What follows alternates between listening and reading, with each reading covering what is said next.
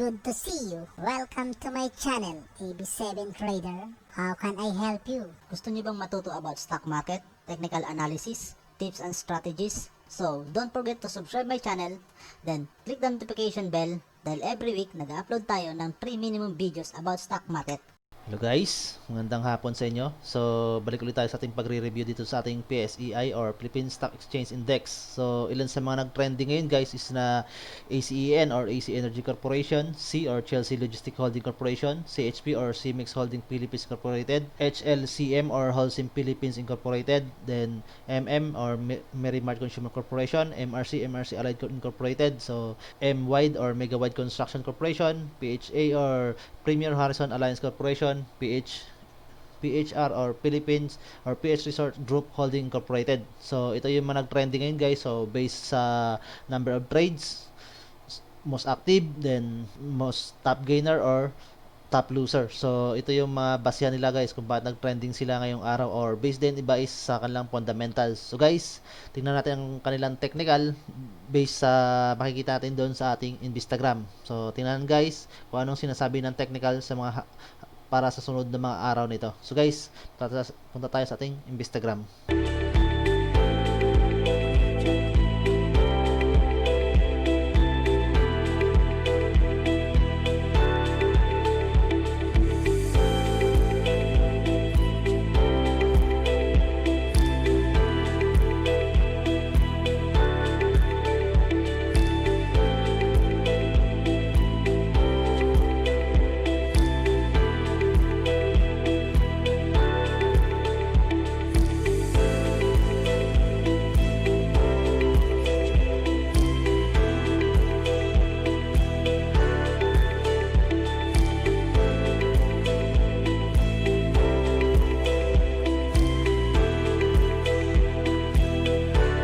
So guys, nandito na tayo sa ating Instagram. So ngayong araw guys, yung ating PSEI or Philippine Stock Exchange Index ay bumaba siya ng 51.83 points or equivalent yan ng 0.74%.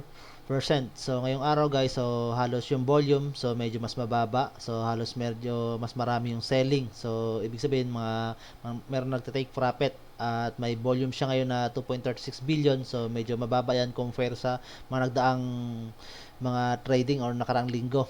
So, number of trades, 174.09k. So, medyo mas mababa din. So, may value siya ng 8.77 billion. So, yung sa value na yun guys, so may net foreign buying dyan na negative 1 billion. So, medyo malaki yung lumabas na foreign investor. So, possible kasi yan guys, kaya medyo maraming investor ang lumalabas. Kasi medyo maganda rin ang galaw ng mga global market ngayon. So, kung sisilipin natin ang global market guys, so makikita natin dito sa global market guys, so market watch, kikita natin dito yung US or USA, so yung Dow Jones Industrial Average, so tumaas siya nung Friday ng 1.37%, so equivalent niya ng 399.64 points. So Nasdaq Composite Index or equivalent niya ng 119.70 points or equivalent 1.02%. So nung last Friday yan guys, nung nag-open, then yung dito sa Amerika, so yung SPT, so composite, IP index, so sa mga part ng Latin America. So dito sa Europe guys, so last Friday din na kwanto, so medyo malakas din yung global Dow real time euro, so medyo tumaas din. Then dito sa Asia, so ngayong araw, so Asia ngayong araw guys, so 16 ay, so tumaas din siya guys, may mga tumaas din yung sa Nikkei 225 sa Japan to. So yung Nikkei 300 index, so Japan din yan. Hang Seng, so Hong Kong, FTC, so possible Mumbai to.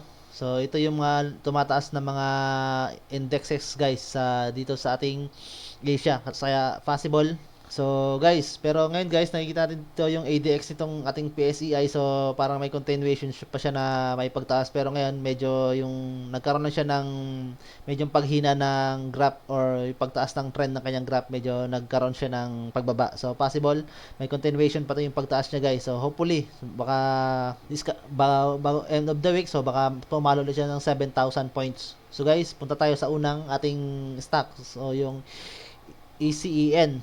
So alam naman natin si ACEN guys, so napaka-trending ito ngayon gawa ng kanya mga fundamentals, napakaganda. So kaya possible maraming investor ang pumapasok dito sa stock na to. So maraming nag-aantay na mga investor na makapasok sa company na to or sa stock na to. So Ayala Group of Company to guys.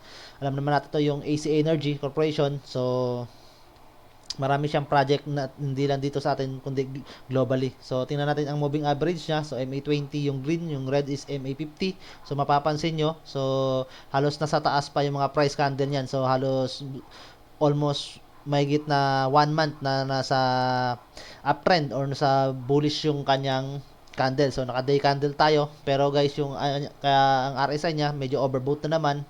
At itong ADX niya guys, so medyo may pagbaba. So it means merong weakening of trend na na-perform o mapoform dito. So possible na magkaroon ng sideways yung movement. So yung report niya nakarang Friday ay Thursday. So 5.2 billion total revenue. So net income niya almost 1 billion, 953.06 million. So equivalent niya ng 180.75% higher compare nung second quarter guys. So kaya medyo marami itong pumapasok dito kay ACEN. So makikita nyo ngayon, so halos wala na rin siyang volume maibigay kasi nga halos hawak to ng mga investor or mga possible ng mga trader dyan na nag-aantay dito guys na magkaroon ng income. So ito, medyo mababa yung volume ngayon, nasa 33.27 billion lang yung volume ngayong araw niya. So tumaas siya ng 11.11 pesos o equivalent ng 2.63%. So may price na siya ngayon na 4.29. So may value siya na 139.07 million. Pero yung net foreign buy niya guys, so may lumabas na investor na 10.4 million na value. So every 5 minutes guys, tingnan natin ang kanyang graph. Pero continuous pa rin. Mapapansin nyo dito, so 16 ngayon. So nagkaroon lang siya ng sideways nung nakaraang yung mga first 3 hours ng kanyang market, pero das last remaining hours guys, mapapansin nyo marami na naman pumasok na investment. At yung ating graph nga dito na moving average, so nagkaroon na naman dito na pag-angat guys, or nag-cross above na naman itong fasting moving average sa slow moving average. Pero yung RSI natin dito, so medyo overbought na, at yung ADX natin, so parang nagkaroon pa siya ng continuation of trend. So may possible may pagtaas pa itong stock na to. So balik tayo dito guys sa atin day candle. So ngayon medyo wala siya volume. So if mag-continuous to guys na yung volume na bumaba na at possible na sell volume, so may possibility na baka magkaroon to ng tinatawag nga yung sinasabi kong sideways kasi nga gawan ng ADX niya. So mapapansin yung ADX niya guys, so nagkaroon siya ng tinatawag na downtrend. So ibig sabihin may pag-weaken yung kanyang trend na na-form. So bullish siya. So may possible na magkakaroon mo to ng tinatawag na sideways, or at possible yun ang susunod magkaroon ng panibagong trend na formation, at hintayin natin yun kung anong klaseng candle ang kanyang ibibigay guys sa mga susunod na araw. So pero kung fundamentals ang pagbabasihan guys, so medyo maganda yung fundamentals ni ECEN based sa kanya mga project nakuha.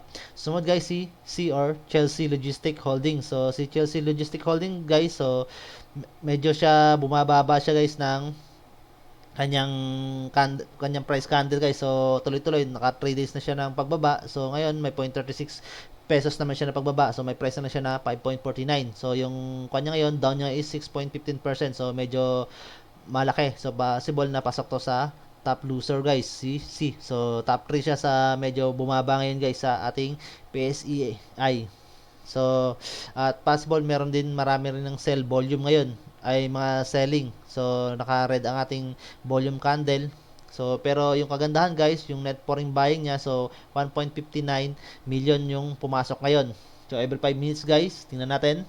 So sa every 5 minutes medyo pababa talaga yung kanyang candle guys. So at yung yung itong kanyang moving average, so simula pa nung nakaraang linggo, so Friday or nagsimula yan nung Wednesday ito nung 11. So nag-cross na siya below dito sa ating slow moving average at tuloy-tuloy niya. At itong mga price candle niya, so nanatili sa ilalim. So may possibility na mag-continuous itong pagbaba niya. So dito naman guys, mapapansin na natin ngayon 16. So simula pa lang magkaroon agad ng selling dito. So at yung selling na yan guys, so selling volume na yan, yung price niyan, so supported ng presyo pagbaba. So pero patuloy pa rin naman inaangat ng mga buyer. So ito sinusuporta naman, pero continuous talaga yung pagbaba niya. So at may possibility na baka mag-continue na tuloy-tuloy itong pagbaba niya ni Chelsea. So ang isa ka rin kasi sa mga kwan guys ni Chelsea guys, so possible kasi yung subscription na ginawa niya kay Dito. So yun ang isa sa mga naging dahilan kung bakit bumaba itong price ni Chelsea. At ito guys, mapapansin nyo, yung moving average natin na MA20 nasa taas siya ng fasting moving average natin, ay ng slow moving average natin na MA50. Pero yung price candle niya, so pansinin nyo, nasa ilalim na siya. So if pag continuous to guys na bumaba pa ang kanyang price candle dito sa ating moving average, so may possibility na may pagbaba ng presyo. Pero ngayon guys, ang napapansin natin, so bumababa yung volume. So it means yung possible na yung iba diyan is hawak na ng company. So makapapansin naman sa RSI niyan guys, so halos mag below 50. So if possible mag below 50 guys.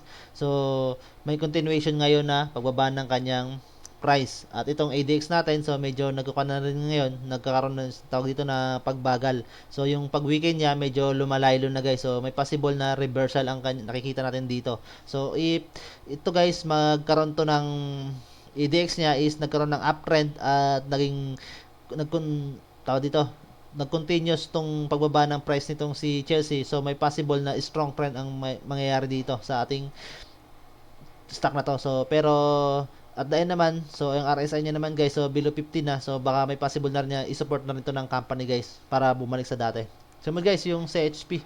So CHP guys, so alam naman natin ngayon, third quarter, so nag-boom yung construction nung niluwagan yung ating quarantine protocol. So kaya medyo naging maganda itong rally ni CHP. Pero nagsimula yung rally niya yung August pa lang. Then yung August, beginning of August, September, October, so third quarter pala. So possible na tumaas talaga yung kanyang price guys. So ito, yung net income niya ay total revenue 5.52 billion. So nag net income siya. So possible na kumita siya ng 623.12 million. So equivalent ng 761% compare nung nagkaroon ng pandemic guys. Ito sa part na to guys, sa second quarter, mas mababa yung kanya ng second quarter. So medyo malaki, 761, ibig sabihin huge na, napaka-huge na kita niya. So ngayon guys, may possibility pa na tumaas itong si CHP kasi nga ito yung RSI niya hindi pa overbought at itong kanyang ADX guys, so ngayon pa lang nagkakaroon ng tinatawag na uptrend. So if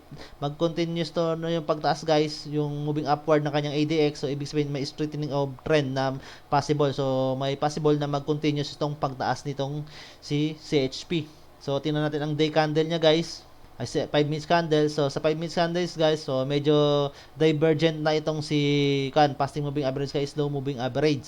So may possible at ang price guys medyo nasa taas, medyo mataas dito sa ating moving average na fasting moving average. So may possibility na may continuation nga itong kanyang pagtaas guys ni CHP. So tingnan natin dito sa bid niya. So merong mga kwan dito, may 5.53 million. So asking volume. So dito yung demand, so yung supply, so pero may kaya pa naman guys i-support na sa supply. Ito pataas naman yung kanyang supply, so medyo malaki yung supply dito guys, at sa demand medyo malaki din. So almost may 5.11 thousand dito, 5.11k, 11k, so 797,000. So medyo malalaki yung mga asking volume dito guys. So possibility na tumaas pa tong si CHP. So balik tayo sa day candle niya. So ito yung kanya. So itong fasting moving average mo, so nagkakaroon ng tao dito ng uptrend formation itong kanyang graph. At itong RSI niya guys, so may possible, may volume pa naman siya na kayang ibigay if sakali may demand na mangyari dito sa ating CHP. So sumunod guys, si Holcim, another cement na company. So production man, so industrial cement company. So katulad ni CHP, so tulad din, nag-boom din yung ating construction dito sa Luzon. Itong CHP guys, so possible Cebu itong kanya. Cebu yung pinaka kanya yung lugar, yung kung saan siya nagsusupply ng major ng kanyang products. Ito naman si Holcim guys dito sa Luzon. So ngayon guys, nag-boom ang ating construction firm. So possible nakapag-gain itong si Holcim. So mapapansin natin sa report niya, so third quarter niya, So 7.36 billion, so 613.8 million. So medyo malaki rin, pero equivalent niya ng 34.15% nung compare nung second quarter. So positive din yung EPS niya. So may possibility nga na gumaganda nitong si Holcim. Yun nga lang, medyo overbought yung company, pero kung magkaroon pa to ng demand guys, so may possible pa naman, nasa 75 pa naman yung RSI kahit nasa overbought na siya. So may possible na mag-break to ng above 80. At itong kanyang ADX guys, so medyo trend ang kanyang formation. So possible may continuation ng streeting of trend ito. So may continuation yung trend niya. So possible bukas baka magkaroon pa to ng pagtaas ng presyo. Pero ang kanyan guys, so medyo ngayon araw Marabuso candle ang ating nakikita. So alam naman pag Marabuso candle, so kadalasan so 80% yan. So may possible tumaas yan in the first hour to 2 hours, pero at the end guys, nung mag-closing yung market, may possibility na magkaroon ng mas bababa yung closing bukas sa daring compare ngayon ang mangyayari bukas. So yan ang ating bantayan guys dito kay Holcim. So sa day candle niya guys, so medyo trend pa naman siya guys, so uptrend. Pero dito guys, medyo yung kanyang price candle, so medyo nag-hug dito sa ating moving average. So may possibility kapag nag-hug dito guys, so baka medyo may pagbaba itong movement ni Holcim. So yun ating masasabi dito guys kay Holcim. So guys, MM. So sa MM, continuous talaga yung pagtaas niya. Ito guys, tulad niyan, RSI niya is above 80 na. So 87 na. So halos magbe-break na ng 90. So possible medyo overbought na yung company. At yung price niya dito guys, so halos na-break niya na. So na-reach niya yung pinaka-higher price niya na na-meet nung third day of IPO niya. So 4.5 yon, ngayon nasa 4.83 ya. So tulad ng sinabi ko nung nakarang araw guys, so may possible na umabot pa to ng 5 pesos si MM. Pero yung kwa natin dito guys is overbought na siya. Nga lang, so possible na yung volume dito na nangyari, palitan na lang sa pagitan ng mga trader guys. So medyo hindi makapagkuhan yung company dito. At kung magkaroon to ng huge na demand guys, so may possible na walang magbigay ng volume. So walang volume na maibigay. So tingnan natin dito guys. So mapapanin nyo yung demand volume guys. So may 1.16 million dito sa demand. Pero dito sa supply guys na volume, so may 116k. So 474. Medyo mas mababa compare dito guys sa demand. So dito guys sa demand medyo malalaki yung mga volume dito. So umabot siya ng 100. So pinamababa dito sa 34. Dito naman sa pan guys, sa supply medyo mababa compare dito guys sa ating demand. So may possibility nga na magkaroon ng sideways movement itong si MM. Pero the rest naman guys is nasa good condition itong stock na to. So may possibility in the future na tumaas pa to, at yung sinatulad ng sinasabi ko, baka mag-abide ng 5 pesos itong price ni MM. Pero sa ngayon magkakaroon to ng sideways movement guys, tong ADX niya. So asahan natin na medyo maglalaylo yung movement nito. So yung ADX niya kasi medyo trend, kaya masasabi natin na magkakaroon pa to ng tinatawag na pagtaas na presyo. Hindain nga lang guys yung presyo na yun guys. So hintayin na lang natin guys, kasi nga medyo wala tayong volume na makikita dito. So makapapansin nyo dito yung volume ni guys, ni MM. So halos puro kwan guys, buying volume ang nangyari dito guys.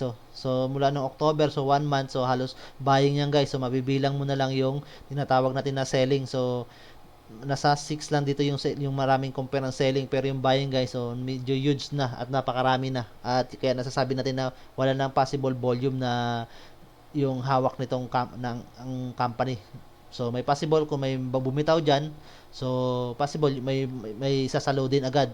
So first come first serve na lang mangyayari dito guys. So sumunod guys sa MRC.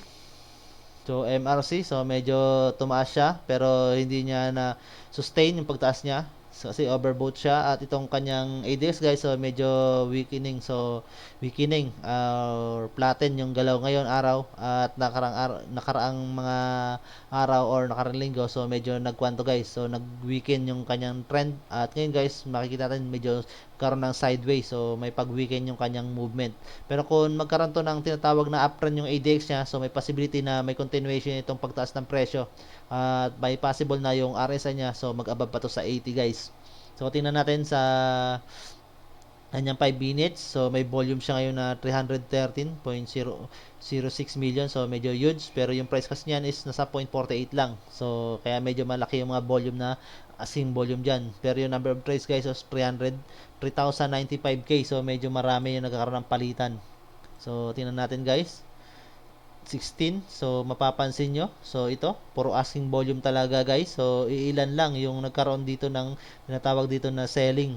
So yung selling volume dito guys, ito. So yung selling volume, yung mga price movement niya hindi pa kanong kuan ng volume, hindi pa supported. So ito, so medyo huge yung price ng pagtaas ito guys. So yung pagtaas na ng price guys, so sinusuporta ng volume. So may possibility na in coming days, so possible na magkaroon pa to ng pagtaas. Pero dito kasi sa ating day candle, so nag-try na mag-cross dito sa ating slow moving average C, passing moving is below siya ang pag-cross niya guys. So may possibility na magkaroon ng sideways nga yung movement nitong to ni MRC. So hindi niya na-sustain yung pagtaas niya yun guys. So umabot siya ng 0.51. So bumalik naman siya ng 0.48. So may possibility na bukas baka may continuation tong sideways niya or bumaba siya. So sumunod guys, si Mega White, so construction company. So medyo huge din. So overbought nga lang. So itong ADX niya, so uptrend din. So possible may continuation of trend ang mangyayari guys. At kanyang mga trend guys, mapapansin nyo puro gap up guys yung openings. So nagkakaroon ng gap up yung mga price niya sa opening at sa closing nung yung previous closing. Sa nagkakaroon ng gap up yung opening in the trading day. So may possible na tumaas pa tong si Mega Wide. At ito nga, isa sa mga nagdadala nito guys, so possible yung fundamentals nito. So new project yung inaasahan natin sa kanya. Kasi nga yung project nitong si Santras, so isa sa mga board piling na kanso sa construction, yung pagbabaon ng pilote yun guys para sa foundation. So isang major kanyon item sa isang construction company, isang construction work. So possible na medyo huge yung project na yon. So yung value ng project na yon at possible in the future, so magkaroon to ng magandang income itong si Megawide at possible magkaroon din to ng magandang investment. So yun nga lang, yung net foreign buy niya ngayon is 8.53 million. So possible talaga yan na may lalabas na foreign investor. So kung mapapansin nyo is overbought siya guys. So may possible na yung mga foreign investor guys, so nagtitake yan ng profit sa income nila. At yun nga, tulad ng sinabi natin kanina, so nagkaroon na ng pagtaas yung global market ngayon. Yung mga indexes sa global market is tumataas guys. So may magkaroon ng magandang movement na. So itong nagdadala kay Megawide guys is yung fundamentals niya at sa mga project niya. Sa yung report niya, so medyo negative yung naging report niya. So ibig sabihin nalugi siya ng 468.47 million ngayong third quarter compare nung second quarter. So possible kasi yan yung pandemic guys. So yung operation niya na delay. So yun ang mga nag-cause niyan guys dito kay Megawide. So in the future naman guys is may maganda naman siyang indication based sa fundamentals niya na mga new project. Yun nga lang is overbought na siya.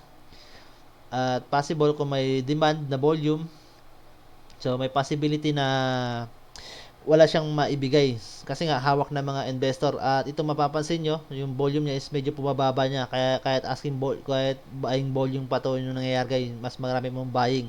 So may possibility na to guys na in the next day, so may possible na magkaroon to ng selling dito kay Megawide. So may possible dyan. So dito sa asking volume, sa demand guys, so medyo bumababa na yung demand guys. So dito sa supply, sa ask, so medyo may gusto ng mga lumalabas. So medyo lumalaki na yung volume dito. So 11k. So may mga gusto ng guys, magbitaw ng kanilang stock na hawak. So possible yan kasi nga kung mapapansin nyo, yung price niya nagmula dito guys sa part na to. So kung dito ka nagsimula sa part na yan guys, so sa average tayo. So kung dito ka magsimula guys, so possible yan guys, ang natin, kung titingnan nyo yung price range niya guys, kung profit ang titingnan mo, so may 24% na yan guys, so almost 25% na yung profit mo kung dito ka, kung nakasabay ka dyan sa part na yan, ay kung ano pa kayong lalo yung mga nandito guys. So yung mga nag-invest dyan, so kung mapapansin nyo yung pinakita natin kanina na for investments is negative 8.53 million. So possible yan, mga investor yan dito guys na pumasok sa part na to guys, or dito. So, yun ang ating masasabi dito kay Megawide. So, kaya possible, nagkaroon talaga ito ng selling guys scamming this coming week or this coming day. So bantay-bantayan natin guys ang movement itong si Megawide. So pero kung in future ang pag-uusapan natin investment, so maganda mag-invest dito kasi nga sa mga huge number of project. Yun nga lang yung volume niya, so kailangan talaga ni monitor guys kung gusto natin mag-invest dito kay Megawide. Sumunod guys si PHA, so Premier Harrison Alliance Corporation, so medyo huge yung volume niya ngayon sa 0.53 ay yung kanya, yung price niya pala. So nag-open siya ng 0.53, then bumaba yan sa 0.45. So possible kasi yan marami dito nagkaroon ng selling or nag-sell ng volume, so nag-take profit kasi mapapansin nyo yung price guys nandito sa 0.22 o kahit magsimula ka dito sa 0.35, so medyo huge din yan, nasa almost 40% din yung income nyan guys or profit nyan guys kung nasakyan yan ng mga trader. So sa 5 minutes guys mapapansin nyo dito, so ito nga sa opening pa lang guys, so mapapansin nyo sa opening guys, so nagkaroon na siya ng selling dito kasi nga tulad ng sinabi natin is nagkaroon siya ng tinatawag na pagtaas agad yung opening ng price niya. So possible nag-take profit na yan yung mga trader or possible yung mga investor. So pero yung net foreign buying guys is negative lang siya ng 312k. So medyo mababa. So may value siya na 111.95 million. Medyo huge to yung value na to, pero yung kanya is almost 3%. So almost 2 to 3% lang yung net foreign buying niya na lumabas. Number of trades is 2.7k. So medyo marami yung volume, yung umikot na trades dito. At yung ADX niya medyo flatten dito yung movement. So may possibility na baka ito na yung kanya, yung pinaka kanya guys. Pinaka mataas muna na price ngayong week. So baka possible tomorrow. So baka may movement siya na medyo may pagbaba. So isa sa mga nagdala dito guys kay kan, so overbought siya sa si Premier Harrison. So yung tinatawag natin na ngayon pala siya, so ilang days siya na walang trading pala, almost 7 ay almost 2 weeks. So isa saksi na nagkuhan dito kay PHA ngayon guys, yung subscription ni Kwan, yung Squid Pay na tinatawag nila, yung kay Marvin De La Cruz, yung investor na si Marvin De La Cruz, nag-subscription dito guys na worth more than 2 billion number of share. So kaya medyo tumaas yung share nito guys, at equivalent yung na 0.33 pesos per share ang equivalent nun guys ng kuha na yun, ng pinasok niya na number of share guys. So kaya possible na tumaas itong kwan, yung financial nitong si PHA, so number of share, capital nito. So kaya medyo huge yung kanya guys, yung pagtaas ng presyo niya. Pero baka bukas, so tingnan natin. Pero itong kasi may ADX niya is medyo trend. Ibig sabihin may continuation ng trend niya. Pero dito sa RSI niya guys, so medyo overbought na siya. So sa bid niya asking, so bid volume, so walang nagbebenta walang nagbebenta guys, puro asking volume. So may possibility baka tomorrow guys ito ating bantay guys si PHA, pero possible yan guys baka yung opening niya mas mababa compare sa kwan ngayon sa closing ngayong araw. So sumunod guys si PHR o Philippine PH Resort Group in Holding. So isa rin to sa mga company ni Dennis Oy. So after niya na kwan guys na magkaroon ng nag-sell siya ng number of shares sa I think sa Udinia or sa dito. So subscription of share. So bumaba siya, pero ngayon guys may continuation pa nga rin siya. So maraming investor ang pumapasok guys kasi nga itong business ito guys is nag-shift siya from tourism to gaming businesses. So possible casino na naman ang business na pinalit niya. So medyo maraming investor at possible din marami rin, medyo malaki rin yung possible na share pa na stock na pwede pang ibigay guys yung volume. So ngayon guys, so 16, so yung RSI niya sa 59 pa lang, at itong ADX na, so nagkakaroon pala ng trend. So ito, nagkakaroon pala siya ng trend. May possibility pa na may continuation pa itong pagtaas ni PHR sa ating nakikita. So sa income, so 167.74 na total revenue, so negative siya ng 59, so almost 30% or 38% nga compare, mas mababa siya ng 38% compare nung nakaraang second quarter.